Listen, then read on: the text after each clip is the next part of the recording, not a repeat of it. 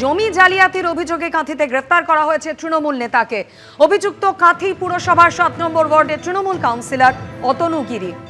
কাঁথি থানার সামনে ডিম হাতে বিক্ষোভ দেখান বিজেপি সমর্থকরা।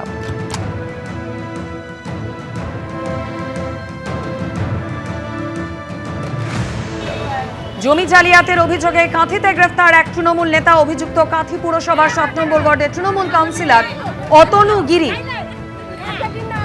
আর অন্যদিকে কাঁথি থানার সামনে এভাবেই ডিম হাতে জড়ো হলেন বিজেপির কর্মী সমর্থকরা।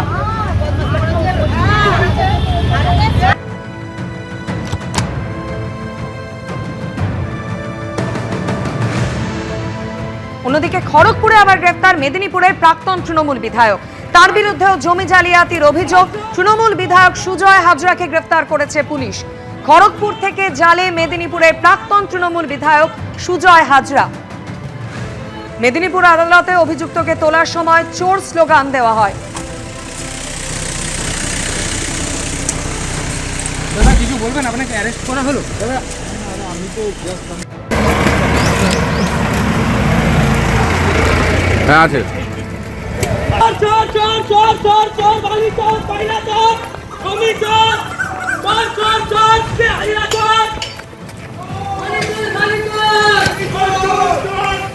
ডিম হাতে চোর স্লোগান দিলেন বিজেপির সমর্থকরা। জমি জালিয়াতির অভিযোগের ভিত্তিতে গতকালই গ্রেফতার করা হয় সুজয় হাজরাকে।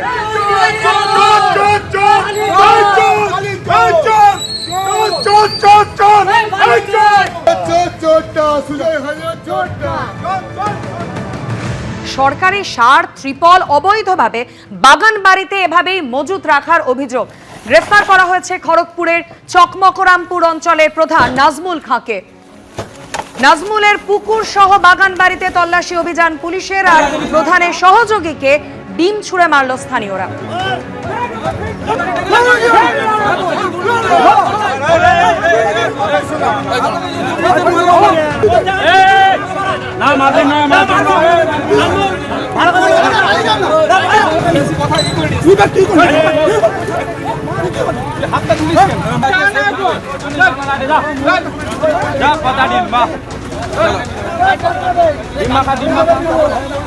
বিডিও অফিসের গোডাউন পরিষ্কার করা হয়েছিল।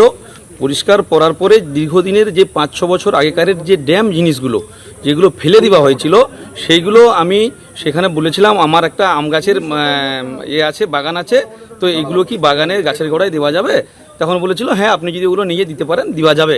তো জিনিসগুলো এখনও রয়েছে। দাদারা যিনারা এসছেন ওনারাও দেখেছেন। আরও যদি আধিকারিক কেউ এসে থাকে আসলে দেখে যাবেন এগুলো ড্যাম না ভালো জিনিস। এগুলো ৫-৬ বছর আগেকার পুরনো ড্যাম, এগুলো তো সরকারি জিনিস। সরকারি জিনিস তা যদি ভালো জিনিস হতো, কাজে লাগার জিনিস হতো, তাহলে ওইগুলো ওই খালবান্ধের সাইডে আমিও নিয়ে এসেছি ওই খালবান্ধের সাইডে ফেলে রেখেছি। আমি যে ঘর ভিতরে রেখেছি লুকিয়ে লিজে রেখেছি তা নয়। ম্যাক্সিমাম প্রায় ৫-৬ মাস আগে এখানে যে ৪ নম্বর অঞ্চলে গ্রাম পঞ্চায়েতের যিনি প্রধান নাজমুল খাঁর বাগান বাড়িতে আছে, চাষিদের প্রাপ্য যে সমস্ত কীটনাশক বিষ, সার, জৈব সার থেকে শুরু করে অনুখাদ্য সমস্ত জিনিস যেটা সাধারণ খেটে খাওয়া মানুষের চাষের সময় যা বিলি বন্টন করা হয় সরকারি বরাদ্দকৃত জিনিস, সেই বরাদ্দকৃত জিনিস গ্রাম পঞ্চায়েত অফিস থেকে ডিস্ট্রিবিউট করার কথা, সেখানে প্রধান সাহেব সে সমস্ত ডিস্ট্রিবিউট না করে তিনি নিজস্ব বাগান বাড়িতে নিয়ে এসে মজুত রাখেন।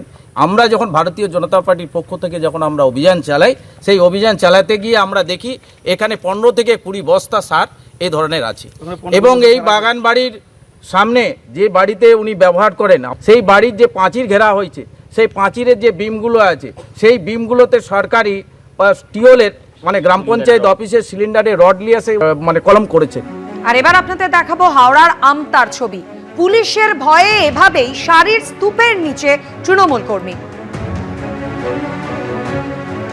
একে একে শাড়ির স্তূপ সরাতেই সামনে এলেন তৃণমূল কর্মী। মাথা ভাঙায় খাটের তলায় লুকিয়েছিলেন তৃণমূল নেতা। আর হাওড়ার আমতায় এভাবেই শাড়ির স্তূপের নিচে লুকিয়েছিলেন তৃণমূল কর্মী। দুটি ছবি আপনাদের সামনে রেখেছি। গত ৪ তারিখের ছবি কোচবিহারের মাথা ভাঙা, যেখানে পুলিশের ভয়ে এভাবেই বাড়ির খাটের তলায় লুকিয়েছিলেন এক তৃণমূল নেতা। আর অন্যদিকে হাওড়ার আমতায় আজকের ছবি, শাড়ির স্তূপ ডাই করা ছিল পরপর ঘরের মধ্যেই, সেখানেই পুলিশ আধিকারিক পৌঁছলেন এবং তারপরে একে একে সেই শাড়ির স্তূপ সরাতেই বেরিয়ে এলেন এই তৃণমূল কর্মী। উদয়নারায়ণপুরের তৃণমূল কর্মী 21-এর ভোটে অশান্তির অভিযোগ ওঠে এই তৃণমূল কর্মীর বিরুদ্ধেই। এ পরিস্থিতি হবারই ছিল। দীর্ঘ 15 বছর ধরে পশ্চিমবঙ্গের সমস্ত মানুষকে উত্ত্যক্ত করা, মহিলাদের সম্ভ্রম যখন তখন হানি করা এবং প্রশাসনিক দুর্নীতির সঙ্গে আদ্যপ্রান্ত যুক্ত হয়ে যাওয়া একটি দলের যারা সদস্য, যারা সমর্থক, যারা নেতা, যারা কর্মী, তারা প্রত্যেকে দুর্নীতির সঙ্গে যুক্ত। প্রায় প্রত্যেকে নয়, প্রত্যেকে। যারা এই অন্যায়কে সমর্থন করেছে তারাও দুর্নীতির সঙ্গে যুক্ত। এই পরিস্থিতিতে দাঁড়িয়ে যে জিনিস চলছে তা স্বাভাবিক। এবারে খাটের তলায় কেউ লুকোচ্ছেন, কেউ শাড়ির তলায় লুকোচ্ছেন। উদয়নারায়ণপুরে যিনি লুকিয়ে পড়লেন তিনি তো কর্মী শুনছি। এরপরে তার নেতা এবং তার নেতা উদয়নারায়ণপুরে এবারে সবার জন্যই ব্যবস্থা হবে। সারা পশ্চিমবঙ্গ জুড়ে যারা অত্যাচার করেছে সবার জন্য ব্যবস্থা হবে। এবিপি আনন্দ, এগিয়ে থাকে, এগিয়ে রাখে।